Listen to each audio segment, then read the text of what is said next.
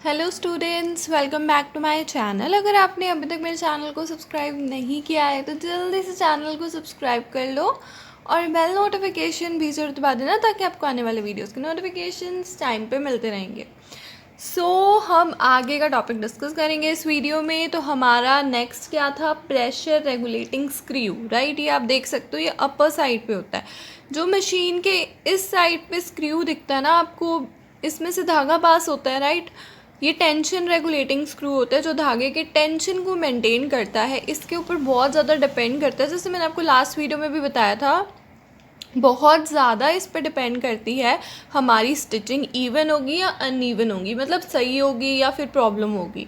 इस टेंशन का होना बहुत ज़्यादा ज़रूरी है। बट जो प्रेशर रेगुलेटिंग स्क्रू होता है ना, ये ऊपर होता है, ये भी इम्पॉर्टेंट होता है। कई बार ये धागा सही नहीं आता है, सिलाई सही नहीं आती है, तो प्रेशर रेगुलेटिंग स्क्रू को टाइट एंड लूज हम करते हैं। इसके बारे में हम डिटेल में जान लेते हैं ये क्या है। यहाँ पे हमारा टॉपिक शुरू हो रहा है, प्रेशर रेगुलेटिंग स्क्रू। तो ये जो स्क्रू है ये लोकेटेड होता है लेफ्ट टॉप पे of the machine above the thread take up liver. Thread take up liver के जस्ट ये ऊपर होता है। The screw regulates the pressure of the pressure foot. जो हमारा प्रेशर फुट है, लाइक ये होल्ड करके रखता है ना मटेरियल को अपने सरफेस पे, तो ये जो स्क्रू है ना, ये प्रेशर फुट के प्रेशर को रेगुलेट करता है। And if this is tightened, the pressure foot presses.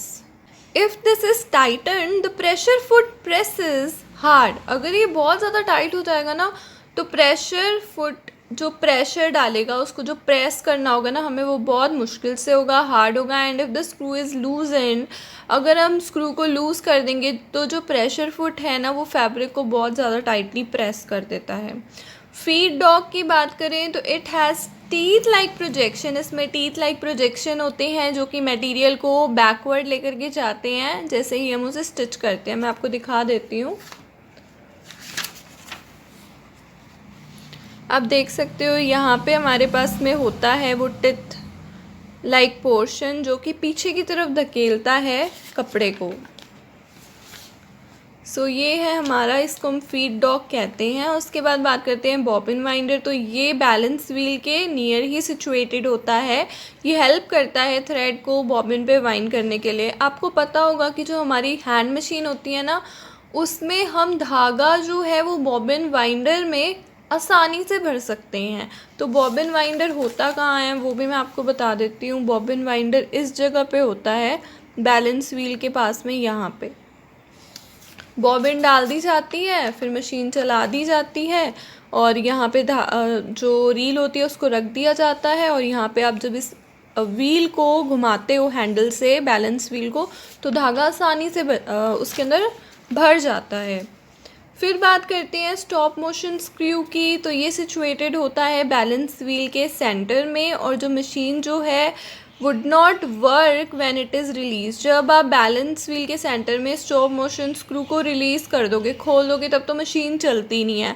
लेकिन अगर आप उससे अटैच करके रखते हो तब मशीन चलती है। तो स्टॉप मोशन स्क्रू का एक और काम होता है, अगर आप इसे खोल देंगे तभी आप अपने वो बॉबिन में धागा भर सकते हो। अगर आप उसको अटैच करके रखोगे तो धागा नहीं भरा जाएगा। फिर बॉबिन केस की बात करें तो यहाँ तो बॉबिन होल्ड होता ही है। अब बॉबिन केस कहाँ होता है वो भी आपको बता देते हैं। बॉबिन केस यहाँ पे होता है। जब आप इस प्लेट को हटाओगे ना, अंदर बॉबिन केस होगा।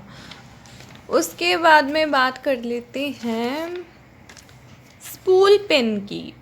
For holding the thread reel को होल्ड करने के लिए जो स्पूल पिन होती है ना, ये फिटेड होती है आर्म्स पे एज वेल एज बेड पे ऑफ द मशीन। ये स्पूल पिन है। स्पूल पिन यहाँ पे आपको मिल जाएंगी। ये देखिए, एक तो ऊपर की तरफ होती है जहाँ पे आप रील लगा सकते हो, और कुछ मशीन्स में ना यहाँ पे भी अटैच होती हैं। बहुत सारे मशीन्स में यहाँ पे अटैच होती हैं। एक अटैचमेंट होता है स्पूल पिन का। स्पूल पिन बेसिकली एक ऐसा अटैचमेंट है जहाँ पे आप रील रख सकते हो और आप स्टिचिंग के टाइम पे रील उसको होल्ड करके रखती है। रील क्या होल्ड करके रखती है? स्पूल पिन रील को होल्ड करके रखता है। स्टिच रेगुलेटर की बात करें तो ये हेल्प करता है स्टिचेस के लेंथ को कंट्रोल करने के लिए, और इसको आप ऑपरेट कर सकते हो लीवर और स्क्रू की हेल्प से, जिसमें आप लेंथ जो होती है ना स्टिचेस की उनको एडजस्ट कर सकते हो। लीवर को आप पुशअप कर सकते हो फॉर रिवर्स स्टिचिंग ऑल्सो। यहाँ पे आप देख सकते हैं ये स्टिच रेगुलेटर है, इससे आप स्टिच को बड़ा छोटा कर सकते हो, तो ये बहुत ज़्यादा मैटर करता है। लीवर को आप पुशअप करके रिवर्स स्टिचिंग भी कर सकते हो। फिर बात करते हैं बॉबिन वाइंडिंग टेंशन एंगल की। तो ये एक मैकेनिज़्म होता है जो बॉबिन को इवनली वाइंड करके रखता है। ये बॉबिन वाइंडर के पास ही सिचुएटेड होता है। द ट्रेडल की बात करें तो foot rest at the base of machine in a treadle machine. एक ट्रेडल मशीन होती है, उसके बेस पे लाइक जो फुट होता है ना वो ट्रेडल होता है। बेसिकली जो फुट रेस्ट होता है बेस ऑफ मशीन पे नीचे लगा हुआ होता है उसको हम ट्रेडल बोलते हैं, जिससे मशीन चलती है। जैसे साइकिल में ट्रेडल होते हैं ना वैसे उसमें होते हैं हैंडल ड्राइवर और फ्लाई व्हील। क्या होता है, ये अटैचमेंट होती है, हैंडल अटैचमेंट के साथ ये जुड़ी हुई होती है हैंड ड्रिवन मशीन के अंदर। उसके बाद है स्पेशल अटैचमेंट्स भी होती हैं। ये अटैचमेंट्स अवेलेबल होती हैं सोफेस्टिकेटेड मॉडल्स के साथ में, एंड जैसे कि हैमिंग करनी है, प्लीटिंग करनी है, स्विंग लेस को स्यू करना है, जिगजैग कोई एम्ब्रॉयडरी करनी है, गैदरिंग करनी है, तो उसमें बेसिकली क्या होता है ना ये स्पेशल अटैचमेंट्स जो होते हैं वो लगे हुए होते हैं। उसके बाद में हम बात करते हैं wide range of attachment is available for modern machine. बहुत सारे वाइड रेंज ऑफ अटैचमेंट भी अवेलेबल है मॉडर्न मशीन्स के लिए। जब आप ख़रीदते हो तो आप मेक श्योर कर सकते हो कि वो अटैचमेंट मशीन में है या नहीं है। एक होता है zipper foot for stitching a seam which has more bulk on one side than the other. एक सीम को स्टिच करने के लिए जिसमें एक साइड पे तो ज़्यादा बल्क हो और दूसरे पे ना हो, ऐसा डिज़ाइन अलाउ करता है निडल को स्यू करने के लिए बहुत ज़्यादा close to the zip tip on one side. तो एसेंशियल है। जिपर फुट में बेसिकली क्या होता है, आपको चैन स्टिच करनी है ना तो आप कर सकते हैं, एंड ये एसेंशियल होता है सीम्स के लिए जहाँ पे जो स्टिचिंग निडल होती है must be as close as possible to the related surface. Obviously जब आप जिप को या आप कहीं चैन स्टिच करते हो तो बहुत किनारी पे आपको स्टिचिंग लगानी पड़ती है। एक साइड तो स्मूथ सरफेस रहता है, एक साइड थोड़ा हार्ड सा हो जाता है। पाइपिंग फुट होती है जो पाइपिंग लगाने के लिए यूज़ होती है। ये सिमिलर होती है जिपर फुट के फंक्शन जैसे इसमें फंक्शन होता है, बट ज़्यादा एफिशिएंट होती है पाइपिंग अटैच करने के लिए, कोर्डिंग अटैच करने के लिए। ये आपको अवेलेबल नहीं होगी सभी मशीन्स में। अटैचमेंट्स आपको जब मशीन खरीद रहे हो तो पूछनी पड़ती हैं। एक जिगजैग फुट होता है जो जिगजैग पैटर्न बनाता है। ये अलाउ करता है निडल को जिगजैग स्टिचिंग करने के लिए। वैरायटी ऑफ विड्थ्स में अलग अलग विड्थ के आप जिगजैग स्टिचेस कर सकते हो।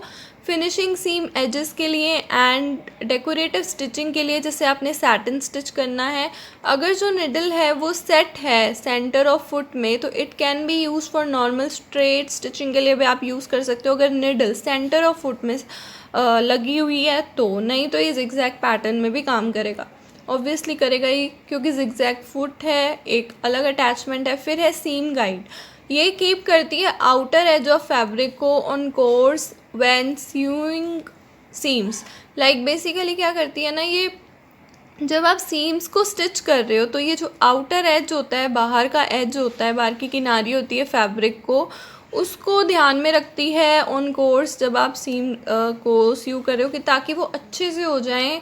बिकॉज कई बार क्या करते हैं हम स्टिचिंग करते हैं, सीमिंग करते हैं, सीम्स लगाते हैं तो किनारी जो है वो कई बार अलग ही मिक्स हो जाते हैं, कई बार स्टिचिंग में कई बाहर निकल जाते हैं, तो उनको एक ना स्ट्रेट पैटर्न में ही रखता है।